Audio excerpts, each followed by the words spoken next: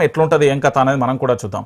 ఇక దాంతో పాటుగా నిన్న జనగామ ఎపిసోడ్ మనందరం చూసాం. జనగామకు సంబంధించి బీఆర్ఎస్ వర్కింగ్ ప్రెసిడెంట్ కేటీఆర్ అక్కడికి వెళ్ళడం, కేటీఆర్ కు సంబంధించి పూర్తి స్థాయిలో కూడా చాలా మంది కూడా అటు పోచంపల్లి శ్రీనివాసరెడ్డి కానీ, లేకపోతే మాజీ ఉప ముఖ్యమంత్రి తాటికొండ రాజయ్య కానీ, దాంతోపాటు జనగామ మాజీ ఎమ్మెల్యే ముత్తిరెడ్డి యాదగిరి కానీ, ఆ తర్వాత పల్లా రాజేశ్వర్ రెడ్డి కానీ, ఆ తర్వాత ఎర్రబెల్లి దయాకర్ రావు కానీ చాలా కీలక నేతలందరూ కూడా నిన్న జనగామలో సర్పంచ్లకు సంబంధించి గెలుపొందిన సర్పంచ్లకు సన్మానం చేయడం, దాంతో పాటుగా పూర్తి స్థాయిలో ప్రజల్లోకి వెళ్తున్న తరుణం అయితే చాలా స్పష్టంగా కనబడుతుంది. ఏం జరుగుతుంది, ఎందుకు ఈ వేదికను టార్గెట్గా కేటీఆర్ వ్యూహాలు ఉన్నాయి అనేది కూడా చూసే ప్రయత్నం అయితే చేద్దాం. ఒకసారి నిన్న అసలు జనగామలో కేటీఆర్ ఏం మాట్లాడిండు, ఎందుకు మాట్లాడాల్సి వచ్చింది, దాంతో పాటుగా అక్కడ ఒక్కొక్కరు నేతలు మాట్లాడిన అంశాలను చూస్తే రేవంత్ రెడ్డి మాటలకు ఇక మేము సరిపోము అనే ఈక్వల్ గా వచ్చే అవకాశాలు చాలా స్పష్టంగానైతే కనబడతాం. ఒకసారి చూద్దాం.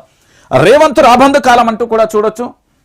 రాబందు కాలం తెచ్చిండు. ఎరువుల గోసలు, కరెంటు కోతలు, మూటలు మోసుడు తిట్లే తెలుసు, నదులపై తెలంగాణపై అవగాహనే లేదు, అడ్డగోలిగా ఉర్రుతుండు, తొందరలో కరుస్తేనేమో రేవంత్ను కుటుంబ సభ్యులు కట్టేయాలి, ప్రజలు కూడా సీఎంను తిట్టుకుంటున్నారు, కేసీఆర్ కోసం ఎదురు చూస్తున్నారు, జనగామ ఆత్మీయ సమ్మేళనము ఆ కేటీఆర్ అంటూ కూడా చూసిన పరిస్థితి కనబడుతుంది. నిన్న మాట్లాడిన మాటలలో ఒక్కొక్కరు ఒక్కొక్క రకంగా మాటల తూటాలు వేల్సిన పరిస్థితి కనబడుతుంది. అసలు మామూలుగా లేవు. మీరు చూస్తే మాత్రం మీరు ఒకసారి చూడండి, మన వైఆర్టీవీ తెలుగు న్యూస్ ఛానల్లో ఇల్లు ఉంటాయి. ఎందుకంటే ఒక్కొక్కరు ఒక్కొక్క రకంగా కూడా మాట్లాడిన పరిస్థితి కనబడుతుంది. ఒకరు రేవంత్ రెడ్డి ఏ భాష అయితే వినియోగించాడో అదే భాషలో కొందరు మాట్లాడారు, అంటే తిట్ల పురాణం. ఇంకొకరు తెలంగాణ మీద సోయి లేదు, అసలు తెలంగాణ ఇదని వివరించను. ఇంకొకరు బీఆర్ఎస్ పార్టీకి ఏం కాదు, కేసీఆర్కి ఏం కాదు, మేము ఉన్నంతకాలం అని ఇంకొకరు ఇగో కనుమరుగు కాదు బీఆర్ఎస్ పార్టీ అంటే ఇది అంటూ మరికొంతమంది స్పీచ్లు ఇచ్చిను. సో ప్రజలు దీన్ని హర్షిస్తారా వ్యతిరేకిస్తారా అనే విషయాన్ని మనం పక్కన పెడితే టార్గెట్ మాత్రం వీళ్ళ ఖచ్చితంగా కనబడుతున్నది. రేవంత్ రెడ్డి ఎలాగైతే భాష ఉపయోగిస్తున్నాడో అదే భాషలో బీఆర్ఎస్ అడుగులు అయితే వేస్తున్న పరిస్థితి కనబడుతుంది. కౌంటర్ ఎన్కౌంటర్ అనే విధంగా దిశగా అడుగులు వేస్తున్నారు.